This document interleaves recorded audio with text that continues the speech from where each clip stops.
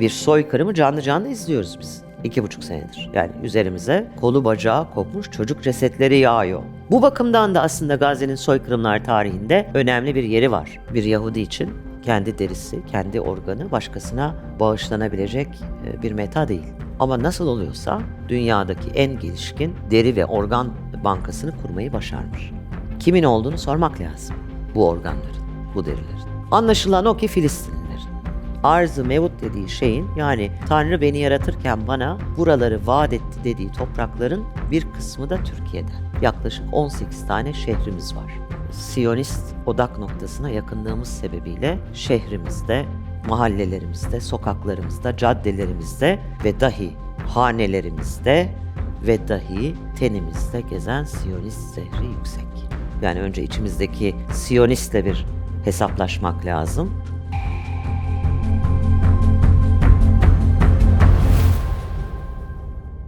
Çok teşekkür ederim beni konuk aldığınız için bugün.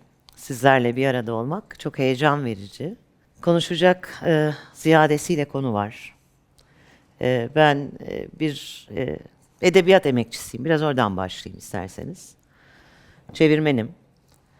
Ama son 2,5-3 senedir 7 Ekim sonrası Aksa tufanıyla başlayan Filistin konusunda da aksiyom almayı gerektiren bir hareketliliğin içindeyim.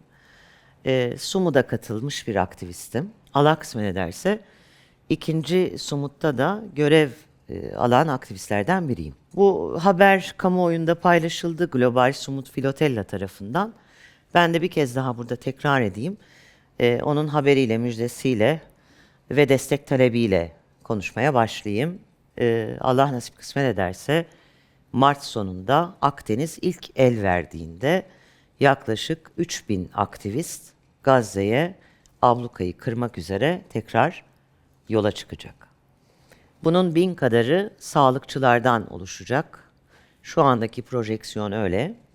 Geri kalanı da yine dünyanın her ülkesinden Filistin taraftarı olan ve Siyonizme karşı duran çeşitli yaş gruplarında, çeşitli meslek gruplarında vicdan sahibi insanların katılacağı bir topluluk olacak. 300'e yakın teknenin Akdeniz'de olmasını hedefliyoruz. Önümüzde de kısa bir zaman var. Hem ilk Sumud'u düşünmek, değerlendirmek, hem mevcut politik yaklaşımları değerlendirmek, hem de sivil inisiyatifin bir kez daha oradaki ablukayı kırmak ve oraya bir insani yardım koridorunu kesintisiz biçimde tesis ettiğini veya etmesini sağlamak üzere harekete geçmek gerekiyor. Önümüzde çok ciddi bir zamanla yarış var. Bugüne kadar sivil inisiyatifin gerçekleştirdiği eylemler tamamına erdirilemedi. Sumut daha önce başlayan, deniz yoluyla başlayan o maceranın aslında en yakın noktasına kadar gidebilmiş bir aktivist eylem oldu. İşte 12 kilometre yakınına kadar Gazze'nin yola çıkan 50 tekneden, 40 küsür tekneden bir tanesi onu görebildi. Gazze'liler de 18 yıldır ilk defa karşılarında İsrail dışında bir tekne gördüler. Ve İsrail dışında insanları gördüler. Ama dönüşümüzle beraber, hatta yoldayken ortaya atılan ateşkes fikri bir şekilde uygulamaya alındı.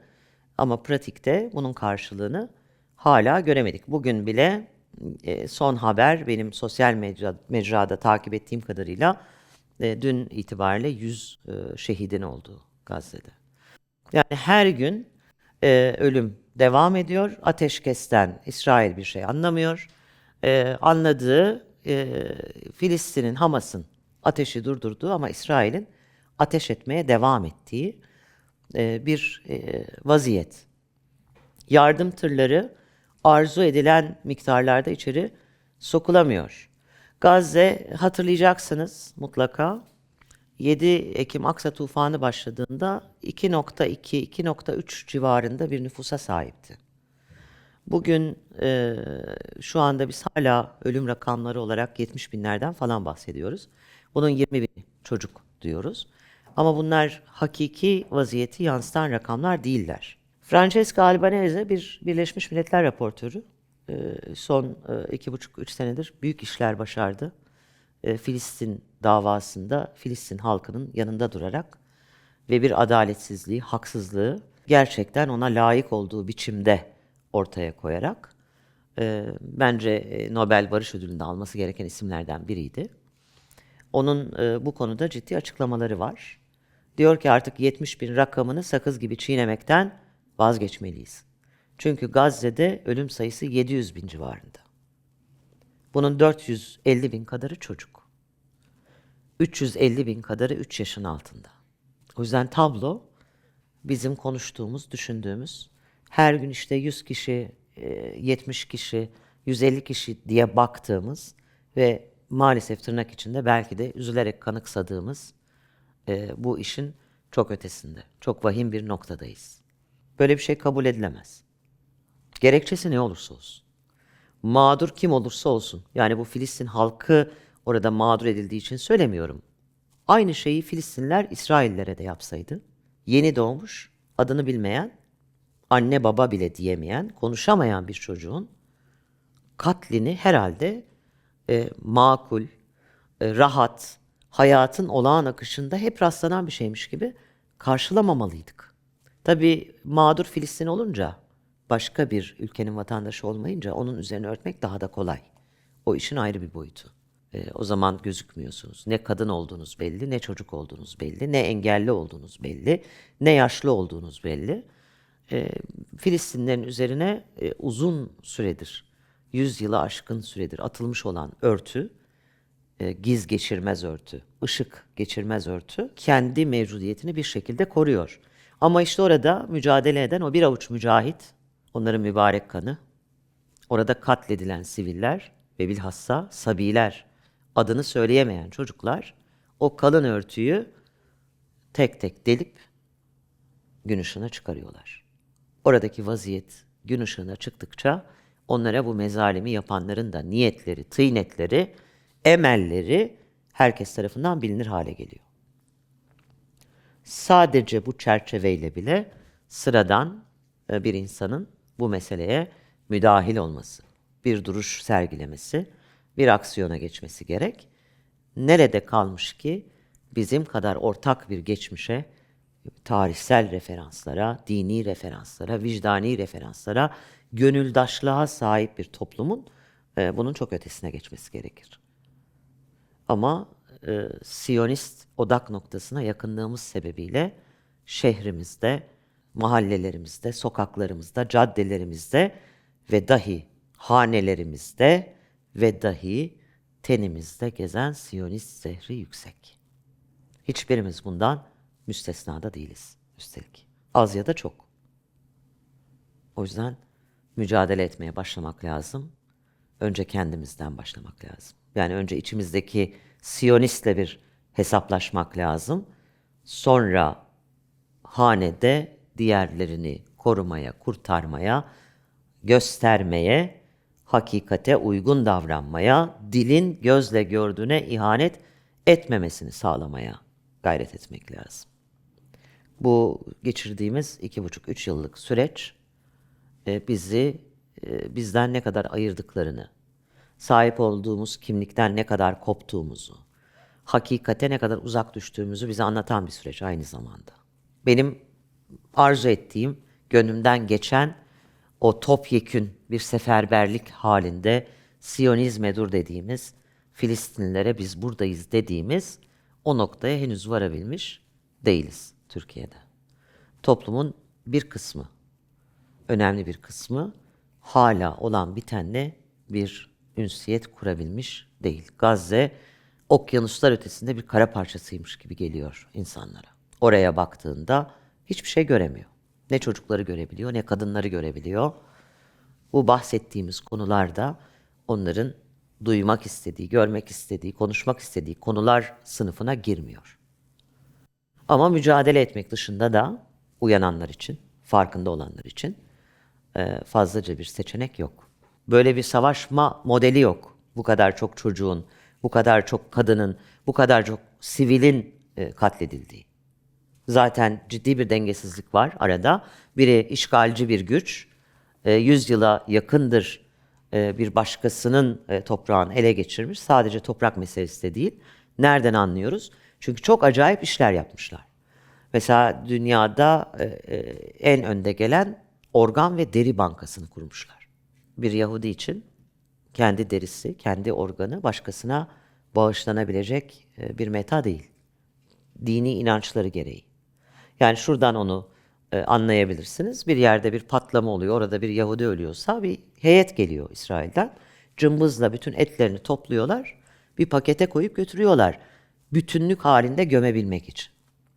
Dolayısıyla yaşarken de ölürken de organlarını ve derilerini bağışlamıyor İsrail toplumu. Ama nasıl oluyorsa dünyadaki en gelişkin deri ve organ bankasını kurmayı başarmış. Kimin olduğunu sormak lazım. Bu organların, bu derilerin. Anlaşılan o ki Filistinlilerin. İsrail'in kendini koruma hakkından bahsettiler. Tabii o başlardaydı. Çok uzun süre, çok da yüksek sesle bunlar konuşuldu. Değil mi? O zaman Biden vardı. Koşarak gittiler. Tek tek hepsi gitti İsrail'e. 7 Ekim sonrası dediler ki bir dakika, İsrail'in kendini koruma hakkı var. İsrail açıklama yaptı. Dedi ki Filistinliler bizi soykırıma uğratmaya çalışıyor. Never Again, hatırlayın o kampanyalarını. Never Again buydu. Yani biz Holocaust'u gördük.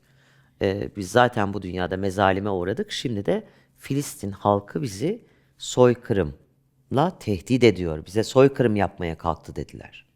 Hala da aynı türküyü tabii bu kadar yüksek volümde artık söyleyemiyorlar. Çünkü öyle şeylere şahit olduk ki devir de eski devirler gibi değil. 7/24 online bir soykırımı canlı canlı izliyoruz biz. 2,5 senedir. Yani üzerimize kolu bacağı kopmuş çocuk cesetleri yağıyor. İnsanların canlı canlı yakıldıklarını görüyoruz. Eskiden öyle değildi. Bu bakımdan da aslında Gazze'nin soykırımlar tarihinde önemli bir yeri var. İlk defa dünyada ne kadar insan varsa hepsinin gözü orada ve hepimiz bir soykırımı canlı canlı izliyoruz, şahitlik ediyoruz. Nasıl yakıldıklarına, naylondan çadırlara sığınan insanların nasıl bombalandıklarına hepimiz şahidiz. Nasıl aç bırakıldıklarına şahidiz. İçme sularının olmadığına şahidiz. Şu anda donarak ölüyorlar. Hala refah kapısından ateşkese uygun dizayn edilmiş sayıda tırı içeri sokmayı başaramadık. 1,6 milyon insanın ihtiyacı yaklaşık günde 1000-1200 tır civarında. Bir ayda sokulabilen tır sayısı 300, 500 ve giren malzemeyi de denetleyerek tercih ediyor. Mesela MR makinesinin cihazının yedek parçalarına öncelik vermiş. Anlayabiliyorsunuz değil mi kurnazlığı? İlaç yok. Narkoz yok. Hastaneleri yerle yeksan ettiler. Bir ara konuşuyorduk, ne güzeldi. 40 tane çocuk, bebek küvezdeydi. Hepimiz sayıyorduk. Kaç günleri var? Kaç günlük yakıt kaldı? Ne kadar o küvezler ısıtılabilecek? Onları tartışıyorduk. İlk şifa hastanesine bomba düştüğünde 15-20 gün yurt dışındaki medya konuşma yaptı. Her kanalda bunlar vardı. Biz atmadık dediler bombayı. Hamas attı. Bizi zor duruma düşürebilmek için. Hatırlayın o günleri. Şu anda Gazze'de ayakta hastane yok ama hiçbirimiz konuşmuyoruz bombayı kim attı diye. Yönetiyorlar süreci. Yükselen asabiyeyi bir şekilde yönetmeyi başarıyorlar ve biz kendi günlük gailemizin içinde, kendi meşguliyetimizin içinde olanı biteni bir müddet sonra normalleştirmeye başlıyoruz. Ama orada bir şey durmuyor. Sonunda da bulunan çözüm Sumut'la beraber Hamas'ın silahsızlandırıldığı, Filistin'in silahsızlandırıldığı ama İsrail'e hiç dokunulmayan bir çözüm oldu. Onun da işe yaramadığı ortada. Dolayısıyla yola devam etmek zorundayız. Neye ulaşacağız? Ne kadar başarılı olacağız bilmiyorum ama ümidim bu. İkinci Sumut. 300 kişi değil 3000 kişi. Tekrar bir hareket tüm dünyada, Türkiye'de de. Ama bu sefer Türkiye'deki biraz daha geniş satıhta olsun istiyorum. Sağdan, soldan, o izimden, bu izimden, o partiden, bu partiden her kim varsa bagajını bir kenara bıraksın, lütfen safa gelsin. Bu sarp yokuşu başka türlü aşmanın imkanı yok çünkü. Bu kadar herkesin birbirinden alacaklı olduğu bir ülkede ve birbirine herkesin borçlu olduğu bir ülkede bir arada hareket etmeyi sağlamak gerçekten çok zor. Ama bunu başarmak dışında da bir yol gözükmüyor. O yüzden mümkün olduğu kadar bir araya gelmek, Sumud'un ne olduğunu ne olmadığını iyi anlatmak, bu yükselen küresel intifadada Türkiye'nin oynayacağı rolü de üstlenmek lazım. Müslümanlar keşke bir araya gelse. Keşke İslam orduları o memleketten bu memleketten bir arada Filistin'in yanına geçse, İsrail'in karşısında bir duvar gibi dursa, ama kısa vadede böyle bir çözüm öngörülmüyor. Yapılamadı bu 3 yıllık süre içinde, ondan öncesinde de yapılamadı. Peki ne yapacağız?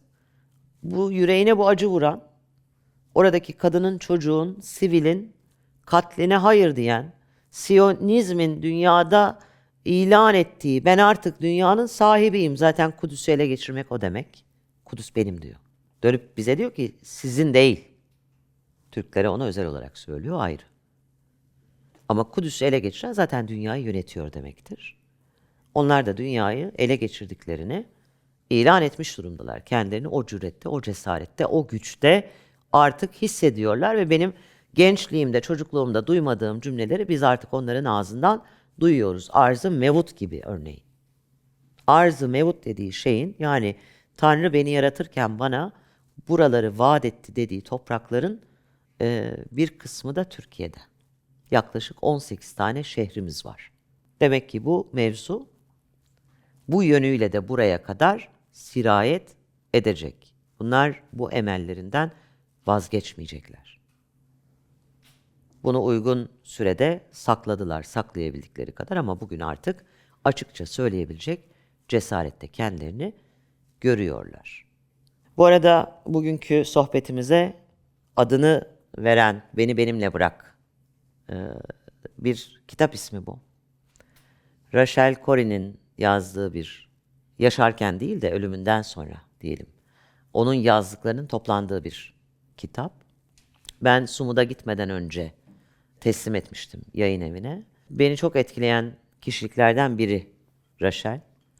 Ona benzeyen başka nice insanlar da elbette var. Bundan sonra da olacaklar. Ama müstesna bir tarafı var tabii. 22-23 yaşında bir genç bir insan olarak hayatını refahta bir buldozerin karşısında kaybediyor. Yapmaya çalıştığı şey de o sırada orada yaşayan bir Filistinlinin evinin İsrail buldozerleri tarafından yıkılmasının önüne geçmek. Bunun için ölüyor Rachel. Orta sınıf bir Amerikalı ailenin kızı.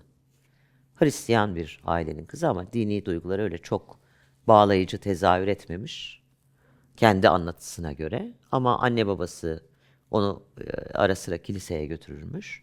Evde kendi aralarında da zaman zaman dinden, Hristiyanlıktan bahsederlermiş. Kısacık hayatı çok anlamlı geçmiş. Gerçekten küçücük bir çocukken bile yazdığı şeyler, onun taşıdığı o müstesna ruhun da şifreleri gibi, işaretleri gibi. Neticede de yaşam onu bir başkası için hayatını feda edeceğin o uç noktaya götürmüş. Türkiye'de yaşayıp Rachel Kader olamamak. Bu da bizim düşünmemiz gereken bir şey. Rachel'in yaptığını yapamamak. O şuurda olamamak. Olamayanlar var. O yüzden Rachel'i tanımak, bu kitapta onun anlatılarıyla, onun yürüdüğü yolu fark etmek, onun öyküsüne şahitlik etmek, bizim de kendimizle ilgili bir muhasebeye oturmamız gerektiğini bize anlatmalı. Bir şey daha anlatmalı. Hakikatin kimsenin cebinde ve sadece ona özgü olmadığını. Doğunun da batının da Rabbinin inananlar için bir olduğunu hatırlatmalı. İnsanlar bir hakikatle karşılaştıklarında değişebiliyorlar, değişiyorlar. ortaya çıkabiliyorlar. Kendilerini gerçekleştirebiliyorlar. Rachel bunun bir örneği. O yüzden bize verilmiş bir emanet olduğunu fark edebilmemiz lazım. Böyle bir duracağımız, düşüneceğimiz, bir muhasebe yapacağımız bir tarafı da var eserin. Sumut'tan önce verdim. Sumut sonrasında çeviri basıldı. Aslında çok da yeni, birkaç aylık bir şeyi var, mazisi var. Bize bu figürleri anlatmak babında ve başka kültürleri de Sumut'ta olduğu gibi bu davada inisiyatif alırken nasıl görmeliyiz veya gördüğümüzde şaşırmamalıyız ya da şaşırmalı mıyız? Bunların muhasebesini yapacağımız da bir şey açabilir. Perspektifte kazandırabilir. Çok samimice dediğim gibi dini bir bağı olmadan, ırki bir bağı olmadan, dilsel bir bağı olmadan, tarihsel bir bağı olmadan hakikati savunan dünyada şu anda bir sürü insan var. Onlarla bir araya gelmek, bu küresel intifadanın bir parçası olmak, bunu doğru analiz etmek. Meseleyi hiçbir paranteze almadan evrensel bir kümede tutmayı becermek, bu olgunluğu göstermek gerekiyor. Umuyorum bu çeviride böyle bir katkı sunar okurlara. Benim aşağı yukarı söyleyeceklerim bunlar. Sizin sorularınız umarım vardır. Bir süreyi de sorulara ayıralım derim. Buyurun. Merhabalar, öncelikle hoş Merhaba. geldiniz. Hoş buldum. Sema ben, muhabirim burada, Geyderş'ta. Daha önce de ben sizin konuşmalarınızı dinledim. Bugün de dinlediğim zaman genel olarak aklıma şöyle bir soru geliyor. Ben sıradan bir insan olarak Gazze meselesi ve işte Filistin meselesiyle ilgili gözlemlediğim şey şu. Türkiye'deki bilinç bence çok yüksek bu konuda. Yani insanların oy verme süreçlerinde, oy verme kararlarında da bu çok etkili oluyor. Veya günlük arkadaş sohbet etme, bir kafede oturup muhabbet etmesine de bu etkili oluyor. Bence gayet bilinçli Türkiye'deki toplum bu konuda.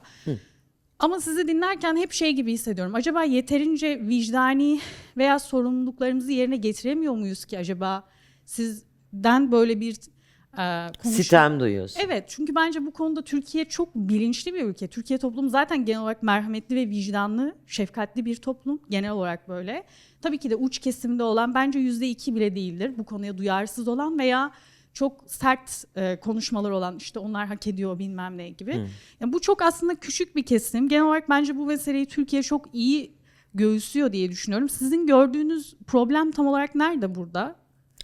Şu, bir kere meselenin Türkiye'de 7 Ekim sonrası algılanışıyla ilgili bir sıkıntılı halle başladı konu. Hala toplumun büyük bir kısmı da o sıkıntı üzerinden bu meseleyi okumaya devam ediyor. Hamas'ın varlığı. Buraya bir kitlediler meseleyi. Nereden hareket ederek bunu yaptılar? Hatırlarsınız bir yine sosyal medya kanalıydı muhtemelen. Hocalarımız oraya çıkmışlardı ve Filistin konusuyla ilgili nedir problem diye sorulduğunda efendim işte Filistinliler toprak sattı. Başlarına da bundan dolayı geldi. Çünkü vatan konusunda, toprak konusunda hassas değillerdir diye bir hatırladınız mı o günü? Şimdi bunu seyreden Türkiye'de önemli bir kitle konuyu o gün o şekliyle satın aldı ve kapattı. Dedi ki mesele Filistin'in iki eliyle yaptıklarının başına getirdikleridir. Topraklarını sattılar. Dolayısıyla başlarına geleni hak ettiler. Çok uzunca bir süre akabinde bu meseleyi tersine çevirmek için ciddi bir mücadele gerekti. Yani hocalarımız, akademisyenlerimiz makaleler oluşturdular, sempozyumlarda bunlar anlatıldı. Ama bu anlatı hakikat yerine varana ya da bu konudaki doğru, sağlıklı, sıhhatli, tarihsel veriye ve orada gördüğümüz tabloya uygun yorumlar yapılana kadar yalan dünyayı 7 kere dolaştı. Sonra başka bir ifade ortaya atıldı. Filistin halkının özgürleşmesinden yanayız ama Hamas bir terör örgütüdür dendi. İkinci darbe burası. Bu da hala aşılabilmiş değil. Türkiye'nin benim baktığım, anladığım şuydu. ya da özlediğim, umut ettiğim şuydu. Sağıyla, soluyla, iktidarıyla, muhalefetiyle tüm siyasi iklimin üzerine çıkarabileceği bir mesele gibi algılamasını ben ümit ettim. Filistin'i. Çünkü geçmişte de Türkiye'nin çok anlı şanlı solcuları oralarda yetiştiler. Yani bunlardan bir tanesi Deniz Gezmiş. Ve ben hep sol cenahtan Filistin lehine bir hareketlenme bekledim. Çok uzun süre. Bu benim arzu ettiğim biçimde tezahür etmedi. Birinci sebep bu. Yani neden o tabloyu bir yekpare bütün olarak görmüyorsunuz? İşte şuurlanan bir kitlenin şuuru yeterli gelmiyor mu size sorusuna verebileceğim cevap. İkincisi de ölümleri durduramıyoruz. Pratikte karşılığını bulmuyor bu çaba. Ölümleri durduracak hamleleri uluslararası boyutta da organize edemiyoruz. Yani Türkiye yalnız. Bugün Türkiye Filistin'e destek maksadıyla İsrail'e dur demek için askeri bir müdahalede bulunsa Türkiye yapayalnız. Peşine gelebilecek, destek verebilecek hiç kimse yok. Verecek hiç kimse de yok. Ama bizim topyekün ortaya koyacağımız bir irade, sivil halk olarak ortaya koyacağımız bir irade kıymetli. Mesela nasıl? Şimdi Belçika'da da Fransa'da da yürüyüşler yapılıyor. Orada da insanlar Türkiye'de bizim gösterdiğimiz alışkanlıklardan daha güçlü bir şekilde sokaktalar. Hayır diyorlar. Onların elbette bir karşılığı var. İsrail toplumunda da, Filistin toplumunda da. Ama o sayıda bir halk gösterisi Türkiye'de yapılsa bunun muazzam bir karşılığı olur. İsrail toplumunda da olur, Filistin toplumunda da olur. Çünkü bizim onlarla kurduğumuz bağlar bir Belçikalı'nın, bir Fransız'ın, bir Japon'un, bir Amerikalı'nın kurduğu gibi falan değil. Bu noktada ben arzu ettiğim o topyekün kalkışı henüz görmüyorum ve toplumun bir bölümü bana göre hala toprak sattılar. Araplarla Yahudilerin kendi arasındaki kardeş kavgası ve Hamas terör örgüttür şeyinde sıkışık. Buradan çıkartılamadı.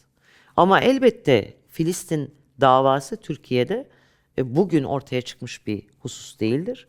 Sağcısıyla solcusuyla ve güçlü bir sol destekçiyle yıllar önce buralarda defaten ayaklandı, ses buldu, ortaya kondu. Ama bugün bir mevzide duruyor gözüküyor. Ve sanki Filistin'e bir tarafgirlik ortaya koymak insanların siyasi olarak da bir ayrışmaya götürecek gibi bir kanaat oluşuyor. Bunlar doğru değil, olmamalı. Ya da bu sıkıştığı noktadan bu mesele çıkartılmalı. Tüm renkleriyle, tüm izimleriyle, tüm siyasi tarafgirlikleriyle siyaset, politika vesaire bir teferruat mertebesine indirilerek Türkiye bu davada daha ciddi bir rol üstlenmeli diye bakıyorum. Yoksa böyle bir sitem var içinde biliyorum. Zaman zaman bunun üzdüğünü de biliyorum. Bana da geliyorlar. Bununla ilgili tıpkı sizin yaptığınız çıkış gibi. Ya hocam işte var biz bilinçliyiz, şuurluyuz ama yeterli değil.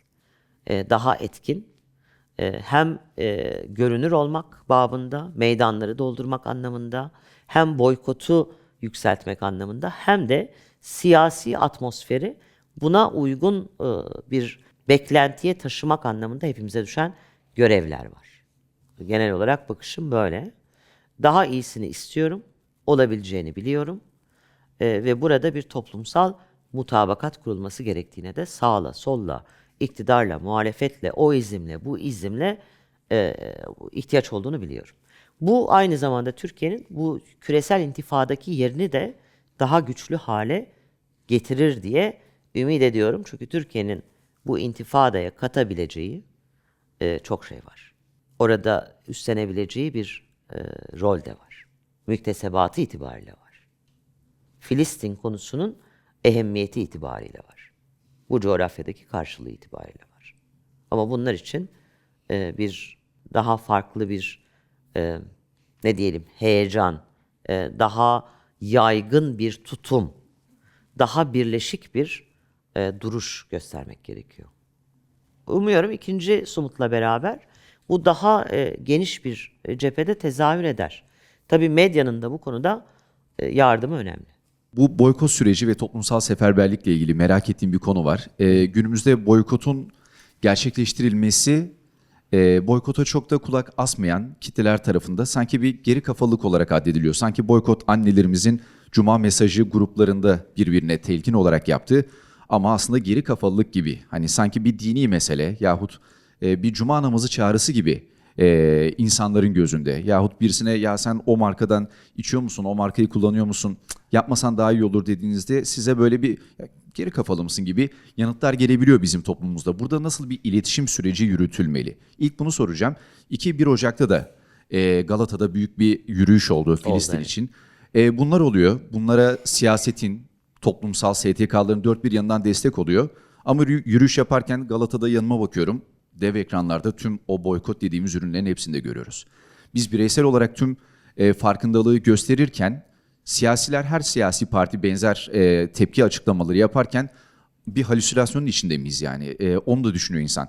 Ben Galata'da Filistin bayrağıyla işte siz ben o Galata'da Filistin bayrağıyla yürüyoruz ve karşımızda bina boyunca o reklam.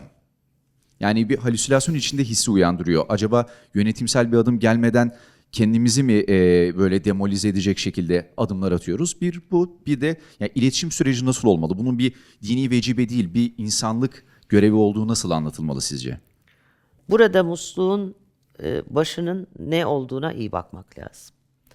Biz inanıyorsak şayet yarın hesabı verirken devlet öyle yaptı, hükümet böyle yaptı, muhalefet şöyle söyledi, yan komşu böyle tercih ettiğiyle bir yere gitmiyoruz. Ve kişisel olarak ben böyle bakıyorum. Ve bu paraya ben hükmediyorum. Bu ağız benim suratımda. Bu kursağa inen boğum burada. Bir başkasında değil. Ben bunu yememeyi, içmemeyi, bunlara destek olmamayı tercih ediyorsam kimse bana bir silah doğrultup bunları yemeye, bunları içmeye, bunları almaya beni zorlamıyor. Ama bunlar hayatın içinde varlar. Bu noktada ikileme düşüyoruz. İşte devlet yapsın dediğin zaman o zaman senin tüm dünya ile olan bağlarını gevşetmiş olman lazım. Bugün yapılabilecek olan, bence makul olan, kişisel olarak hanemizin, evimizin, kursağımızın Siyonizmle olan bağını zayıflatmak, mümkünse koparmak. Yani o reklam panosu orada duruyor, evet. O reklam panosunu oradan indirdiğin gün dünyada bu sistem değişmiş demektir zaten. Bir de öyle bakmak lazım.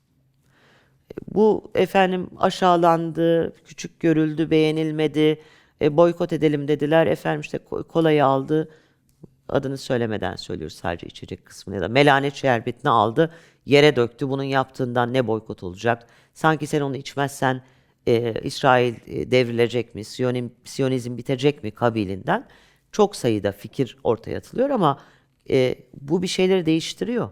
En azından sizin kendi hayatınızda değiştiriyor. Siz Siyonizmle olan bağınızı koparmaya karar verdiğiniz zaman sanmayın ki bu sadece meta üzerinden varit. İnsanları da böyle ayırmaya başlıyorsun bir süre sonra, anlamaya başlıyorsun. Yani Siyonizm sadece markalarla, sadece efendim ticari alanlarla falan üzerimize gelmiyor ki bizim beğenip beğenmediklerimize bile etki ediyor. Biz bu gözle bakmıyoruz ama hayata. Ama bakmayı öğrenmemiz lazım. Yani bunu niye söylüyorum? Birilerini toplum içinde ötekileştirmek için söylemiyorum. Ama bir çocuğun gırtlağına çöküldüğü bir yerde o toplumun akademisyeni, hukukçusu, sanatçısı, efendim kanaat önderi susuyorsa bir şey anlatıyordur bu da sana. Yani biz Siyonizme destek verenleri ve vermeyenleri sadece söylediklerinden anlamıyoruz. Bir de sustuklarından da anlıyoruz. Bunların hepsini bir araya getirme mecburiyeti var. Boykot bunların arasında sıradan bir insanın, benim gibi bir insanın yapabileceği en kolay aksiyon bu alabileceği. Hiçbir Marco Paşa'ya dert anlatmana gerek yok. Ben bugün bunu içmiyorum dedin mi, bugün bunu burada bıraktın demektir. Yapmamız gereken bunun çok daha ötesinde. Bu işin ABC'si. En basit kısmı. Evet, yürüyüşler oluyor. İşte 1 Ocak'taki yürüyüş kıymetli bir yürüyüş. Bunu bir istikrara dönüştürmek. Bir şuura dönüştürmek. Bunu bir siyasi iklimin uzantısı olarak beklememek, toplumun siyasete getirdiği bir mecburiyet olarak ortaya çıkarmak. Her hanenin, her toplumun her kesiminin. O sebeple bu sebeple ama bir sebeple böyle bir dayatmaya, Siyonizmin kendisini egemen ilan etmesine, sahip ilan etmesine, geri kalanı köle ilan etmesine ve üstelik gözümüzün önünde de mazlumlara eziyet etmesine karşı bir duruş olarak ortaya koymak. Yani iktidarlar, siyasi aktörler değişir süreç içinde.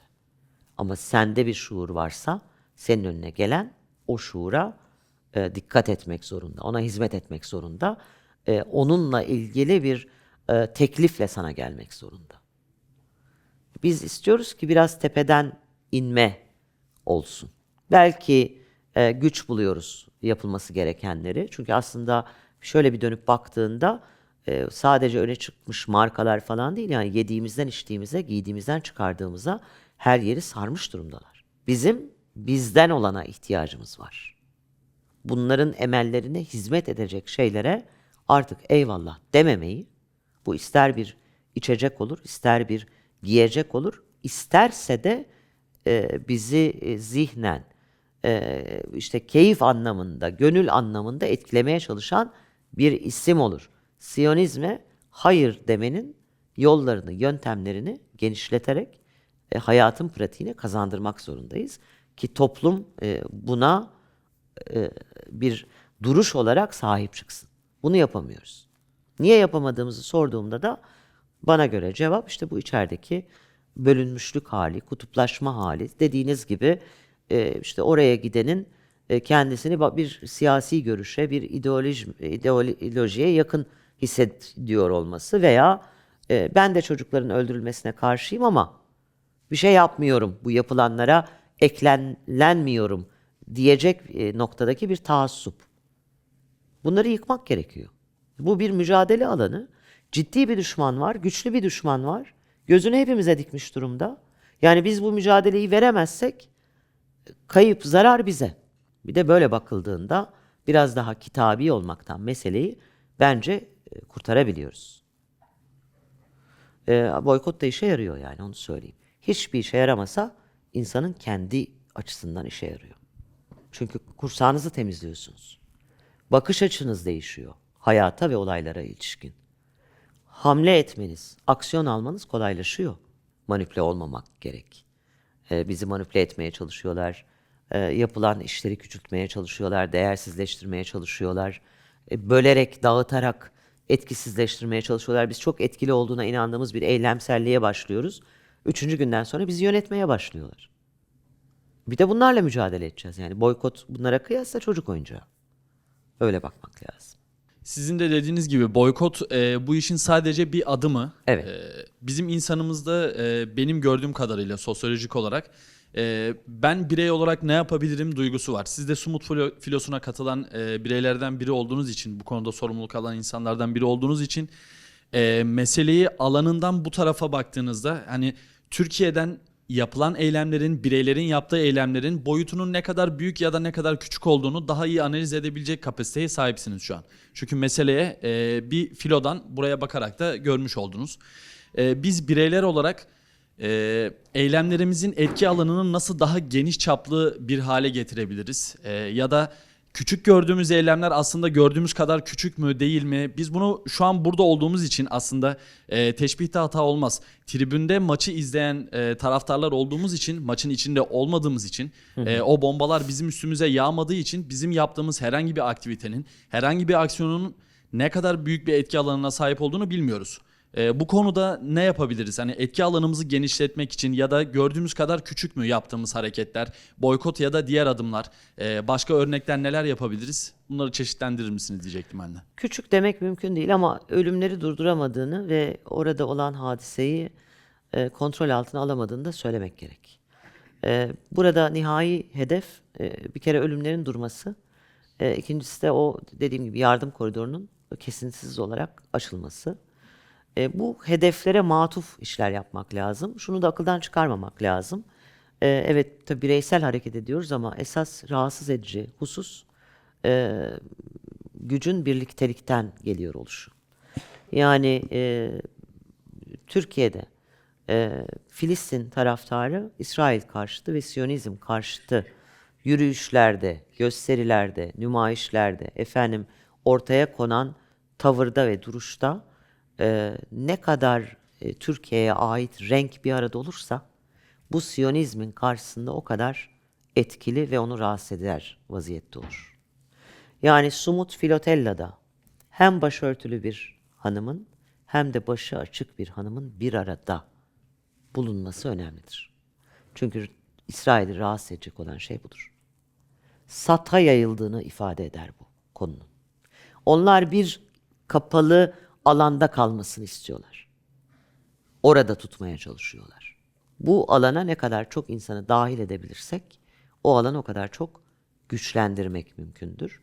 Bunun için de bazı taassuplardan vazgeçmek lazım. Meseleyi olabildiğince geniş bir perspektifte paylaşabileceğimiz bir alanda tutmak mecburiyeti var. Ben bu alanı kendi cephemden çocuklar olarak belirledim. Çünkü bir çocuğun hakkını savunmak konusunda size hata ettirebilecek hiçbir şey yok. Hata edeceğiniz bir yer yok orada. Bir çocuğun yaşam hakkını ister dindar olun, ister olmayın, ister o izme sahip olun, ister sağdan olun, ister soldan olun, hangi meslek grubundan olursanız olun, hangi parametrelerle yaşamda kendinizi var ediyorsanız edin, bir çocuğun yaşam hakkını savunmak konusunda hataya düşemezsiniz, isteseniz bile. En kolay buluşulabilecek yer bana göre orası. Tüm dünyada da böyle. Dolayısıyla bizim korkutucu yanımız bir araya gelebilmemiz, uyandığımız zaman ayağa kalkmamız ve bizi tanıyanların daha önceki bizim tarihsel cevaplarımızdan haberdar oluşu. Bunu onlara hatırlatacak her şey son derece rahatsız edici ama en rahatsız olacakları husus Türkiye'de tüm toplumun bir arada vereceği bir tepkidir. Can evinden vuracak olan bu. Bireysel olarak hangi noktada kendimizi konumlayabiliriz, neler yapabiliriz sorusunun ucu açık. Ben evinin mutfağından çıkıp İsrail'de hapishaneye girmiş bir kadınım. Gazze için gittim. Her şey mümkün. Oraya kadar gidebildim. Arkamda bir cemiyetim yok, cemaatim yok. Hiç siyasi bir kişiliğim yok, hiç olmadı. Hani öyle politik bir şeyim de, geçmişim de yok. Daha asosyal bir iş grubundayım yani. Çevirmenlik çok öyle sosyal bir iş değil. Oturuyorsun, kitapların var, sözlüklerin var, çayın, kahven, saatlerce tek başına kaldığın bir iş kolu. Büyük bir aktivizm geçmişim yok. Ne Greta'yım, ne Tiego'yum. Öyle bir şeyim yok arkadan. Ama oraya kadar gidebildim. Eğer mümkün olsaydı Gazze'ye yüzecektim. Eğer bizi kesmeselerdi yolda çıkacaktım karaya. Ya biz buradayız geldik diyebilmek için. Demek ki bu imkan hepimiz için var. İnsan güçlü bir varlık. Ne zaman? Kendini fark ettiğinde, bir hakikatle karşılaştığında ve ona dürüst davrandığında. Bu örnekler çoğalmalı elbette toplum içinde. Yapabildiğimize bir başlamalıyız. Ondan sonrası da Allah kerim. Boykotla mı başlayabiliyorsun? Kardeşim boykotla başla. Sumut'ta 80 yaşında insan vardı. 80 yaşında. 18 yaşında da vardı. Bu kıymetli bir şey. Bunu çoğaltmak, bunu doğru yönlendirmek, bunu kışkırtmak bilhassa Batı dünyasında. Bunlar için mücadele etmek gerekiyor. O yüzden bunu sadece bir satın almama eylemi olarak görmemek lazım. Oradan hareket ettiğiniz, oradan başladığımız alfabenin o olduğu ama size kitap yazdıracak bir eylemselliğe de hayatınızı akıtabildiğiniz, kendinizi daha yüksek, daha geniş, daha geçerli bir zeminde var edebileceğiniz imkanların da bu işin içinde olduğunu fark etmek. 80 yaşında bile olsan Gazze'de bir çocuğun gözyaşını silebilmek için Akdeniz'i fındık kabuğundan bir teknede geçmeye çalışmaya razı olmak veya o cesareti göstermek. Hayatı anlamlı kılan şey ne başka? Bence bu. Merhabalar tekrardan. Merhaba. Sağ olun. Şimdi Filistin meselesine biraz baktığımız zaman ikiye ayırabiliyoruz. Özellikle 7 Ekim öncesi ve 7 Ekim sonrası şeklinde. Şunu merak ediyorum. 7 Ekim öncesinde tabloya baktığımız zaman biraz daha tüm dünya nazarında toplumların Filistin meselesine bakış açılarıyla şu anki bakış açıları arasında belki de 180 derece fark var diyebiliriz. Öncesinden daha çok Filistinler topraklarını sattı söylemleriyle gündem olurken şu anda biraz daha insanlarda bu katliamları canlı izledikten sonra bir şeyleri gözleriyle görmelerini sağladığını hissediyorum. Ama toplumlarda şöyle bir problem görüyorum. Şu an çocukların öldürülmesi üzerinde herkes konuşuyor. Özellikle medyanın ve aktivistlerin bu konu üzerinde çok odaklandığını ama ateşkes olduğu zaman insanların artık bunu unutup farklı tablolara baktığını veya farklı yönelimlere yöneldiklerini görebiliyoruz. Direkt meseleye bakarken ana bakış açısıyla veya bakılması gereken doğru bakış açısıyla bakılmaktan bir sorun mu var? Yani şu an bugün konuşurken daha çok çocuklar ölüyor, çocuklar ölüyor, çocuklar ölüyor dediğimizde insanlar çocuklar öldüğü için hareket ediyor. Daha sonrasında bir ateşkes olduğu zaman insanlar unutuyor. Neden belki biraz daha uzaktan bakıp olayın aslını öğrenmeye çalışmadık ya da burada medyanın veya konuşan aktivistlerin bir eksikliği mi var bu konuda? Gazeteci yok şeyde. Gazze'de. Olanı öldürdüler.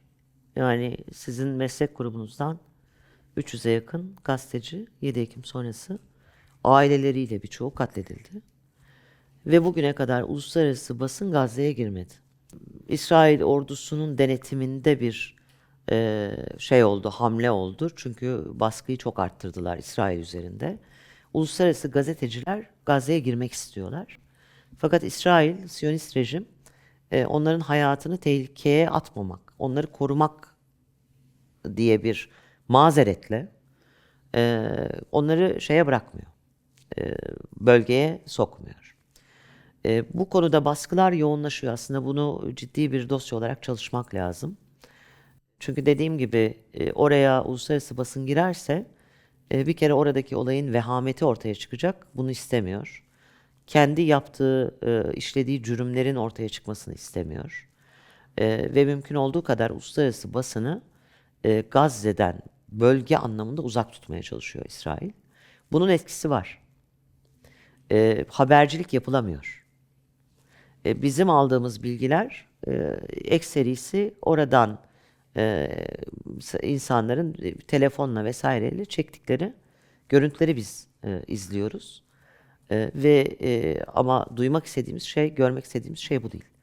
Dünyanın uluslararası gazetecilerin, her ülkeden gazetecinin Gazze'ye girmesine ihtiyacı var. Eğer İsrail söylediklerinde haklıysa, onun da iddiaları var. Orada yardım kuyruğunda bekleyenleri ben öldürmüyorum diyor, Hamas öldürüyor diyor. Benim müdahale ettiğim her binanın, yapının içinde Hamas'ın diyor bir şeyi var. Ne diyelim, örgüt evi var, bir deposu var, bir mühimmat şeyi var. Bunların neredeyse Gazze'nin %80'inden fazlasını yerle yeksan etti. Bu mazeretlerle. Söylenildiği kadar sivilin katledilmediğini iddia ediyor. Bunları destekleyecek, doğru veya yanlış diyecek içeride bir otorite yok. Yardım kurumlarının ifadeleri var. Bunlar uluslararası kurumlar. Gazze'de, bölgede daha önce de görev yapmış kurumlar. Ama bunların ifadelerine de etiket vuruyor. Bunlar diyor Hamas yandaşı. Aktivistlere bile bunu yapıyor, yaptırtabiliyor. Yani Sumu'da katılmış bazı aktivistler İngiltere'ye döndüğünde örneğin hapse atıldılar Hamas destekçisi olarak etiketlenerek. Bu ifadelere de benzeri bir yaklaşım gösteriyor. Şimdi içeride gazeteci yok. Sizin bireysel olarak, gazeteci olarak çabanız olmazsa Gazze'yi kim işleyecek? Sosyal medyadaki kullanıcılar. Etiket çalışması yapmaya çalışıyoruz. Aktivistler devam ettirmeye çalışıyor. Ama hızla o gündemin içinde Gazze her gün aynı sayıda kendisine alan bulmuyor. Sonra bakıyorsun gündemin ağırlığıyla beraber bazen hiç Gazze ile ilgili ana akım medyada bir haber görmüyorsun. Ama orada hiçbir şey durmadı. Hiçbir şey değişmedi. Ve hala insanlar aynı biçimde ya bombalanarak ya vurularak yardım kuyruklarında veya gıdasızlıktan veya doktorsuzluktan yaşamlarını kaybetmeye devam ediyorlar. Ya anestezi olmaz mı bir ülkede? Anestezi yok. Bu kadar enkaz var. Bu kadar enkazın içinden çıkarılan kadın, erkek, çocuk, yaşlı insan var. Ve anestezi yok. Bunlar anestezi olmadan ampute edilmek zorundalar. Çocuklar, bebekler açlıklardan ölüyorlar. Battaniyeler korumaya yetmiyor. Soğuktan donuyorlar. Ama 20 dakikalık mesafede, 25 dakikalık mesafede refah kapısında her şey yığılı. Yiyeceklerle dolu tırlar orada. Tıbbi malzemeyle dolu tırlar orada ama içeri sokulamıyor. Yani bu haberleştirilemiyor da. O yüzden SUMOD'un ifa etmesi gereken bir başka görevde, bir başka vazifede uluslararası gazetecileri Gazze'ye taşımak. Gazetecileri içeri sokmak zorundalar. Bu konuda çok ciddi bir baskı var üzerlerinde. Bizlerin de yapması gereken bu baskıyı arttırmak. Hoş geldiniz öncelikle. Hoş geldin. İsmim Zelal, Dış Haberler Editörüyüm burada. Merhaba Zeynep. Sumut Filosu'na olan katılımınız için, yani biz takip ettik sizi zaten. Ettiniz mi? Evet, evet, çok teşekkür ederim bunun için. Rica Özveriniz için, fedakarlığınız için. Bizleri de temsil ettiğinizi düşünüyorum orada. Sorum şu, birazcık uzun bir soru olacak ama sonunda bir tane soru olacak yani. Boykottan bahsettiniz, boykot sürecinden bahsettiniz. İşte bireysel olarak bunu yapabileceğinizden arkadaşlar da bunun hakkında sorular sordular. Şimdi ben 25 yaşındayım. İşte okuma yazma öğrendiğim günden beri falan herhalde, evet. O zamandan beri işte internet de o zaman artık vardı yani, bilgisayar.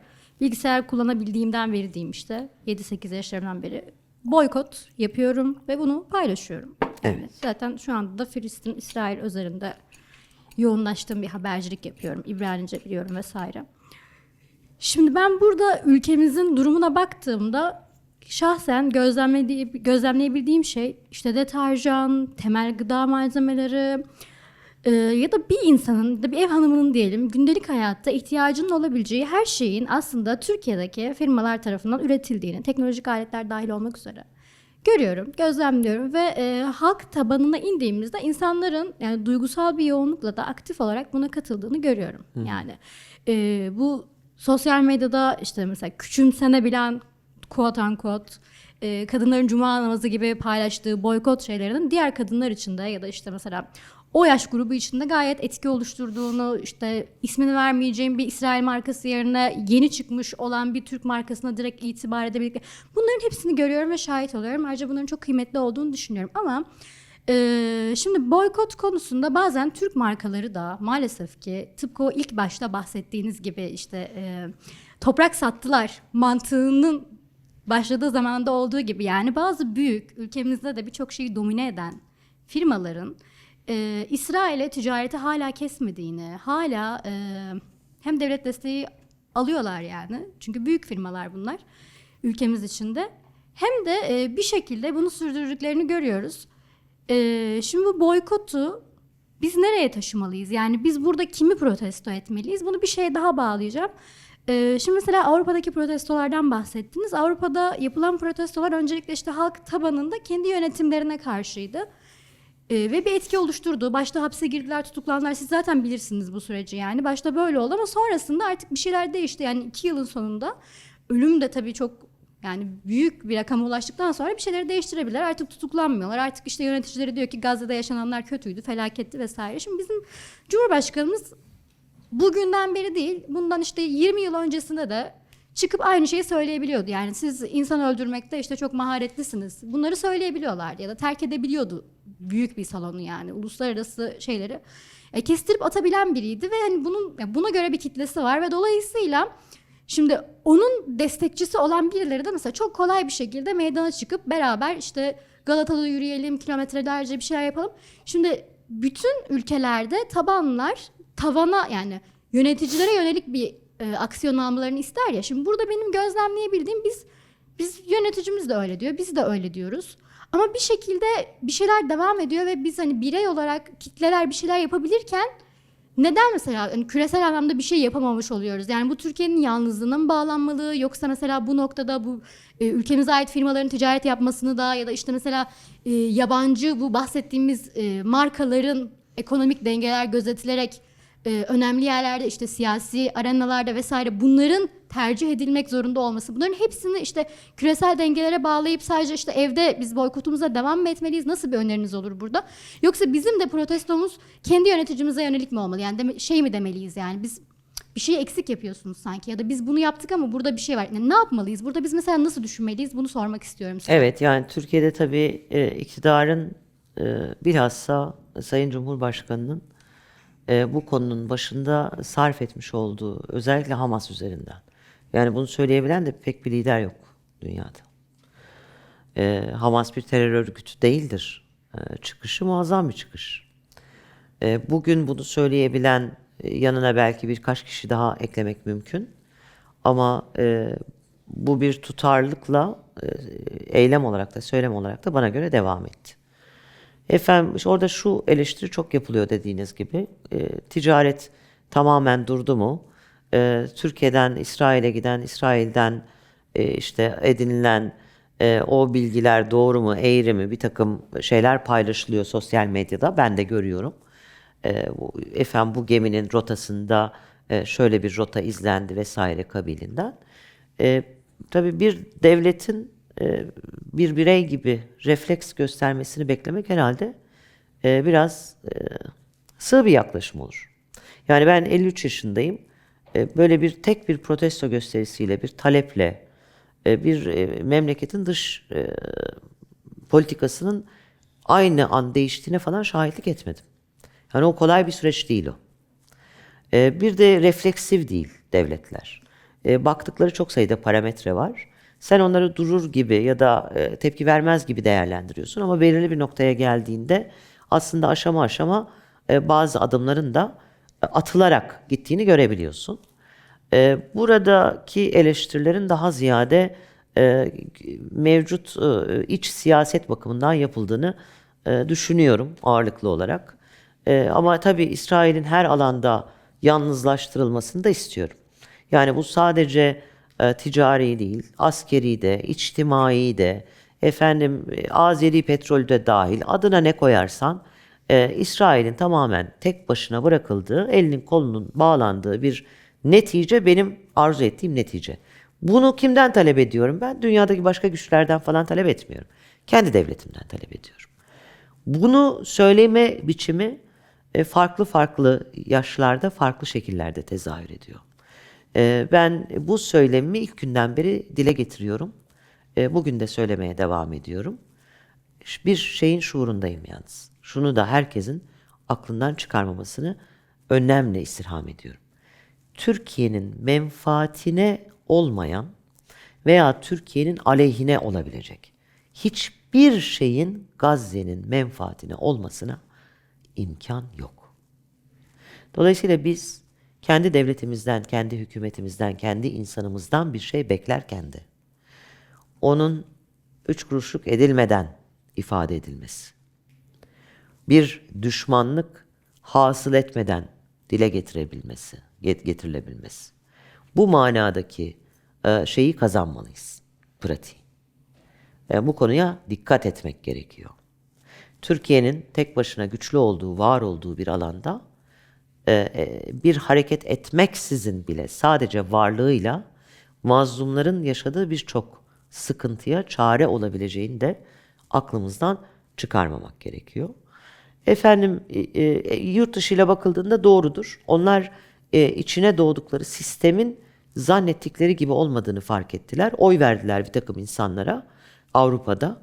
Üstelik de bir ülkeleri, bir idealleri var. Onlar kendilerini medeni insan olarak görüyor. Fakat oy verdiği adamların içinden canavar çıktı. Çocukların katline, kadınların katline, erkeklerin tecavüzüne, yaşlıların infaz edilmesine ses çıkarmayan siyasi figürler gördü Avrupalılar, Batılılar karşılarında. Muhtemelen de bunların önümüzdeki süreçte siyasette bir yeri de bugün gördüğümüz isimlerin, cisimlerin olmayacak. Bir daha seçilemeyecekler ama İsrail'e hizmet etmeyi tercih ettiler. Onların yaşadığı, onları sokağa döken o motivasyon, elbette bunun bir kısmı Gazze'de gördükleri tablo, Filistin halkının gösterdiği metanet, bundan da çok etkileniyorlar falan. Ama bir temel gerekçe de adamların içinde yaşadığı sistemi bombaladı İsrail. Ya ulan dedi, biz hani medeniydik. Oy verdik bu adamlara ama bunların içinden canavar çıktı. Bunun için de çıkıyorlar sokağa. Dolayısıyla onların bizimle motivasyonunu eşitlemek elbette mümkün değil. Ama bizim de kullanacağımız dili, oluşturacağımız şuuru bu meseleyi savunurken, ortaya koyarken göstereceğimiz kararlılığı sahiplenmemiz gerekiyor. Biz o şuurda olursak, o kararlılıkta olursak bugün problem olarak addettiğimiz birçok şeyi yarın aşma imkanına sahip olabiliriz. Boykotu da genele yayabiliriz. Hükümeti de, devleti de, stratejiyi de doğru algılayabiliriz. Ben Sayın Hakan Fidan'ın Sumut'tan sonra birçok açıklama yaptı. Cumhurbaşkanı da hem o esnada hem sonrasında yaptı. Ama Sayın Hakan Fidan'ın bir açıklaması beni çok etkilemişti. Çok düşünmüştüm. Çok da haklı bulmuştum. Demişti ki bizim şu anda kullanabildiğimiz tek geçerli silah sivil inisiyatif İsrail'e karşı. Biz burada ortaya koyacağımız çabaları Filistin'in yanında duran gücün ve devletimizin elini güçlendirmek olarak bana sorarsan ortaya koyabilmeliyiz. Bu bir basiret gerektiriyor. Bunun için manipüle etmemek, manipüle olmamak, olayı olduğundan farklı mecralara dökmemek ve bir aklı selimle hareket edebilmek lazım. Sokakta olan insanlar için de, bu işin, bu eylemlerin, bu etkinliğin parçası olan insanlar için de bu mesuliyeti duymaları beklenir. Bilmem cevap oldu mu senin için? Ayçen Hanım çok teşekkür ederiz. Ben teşekkür ederim. Sağ olun.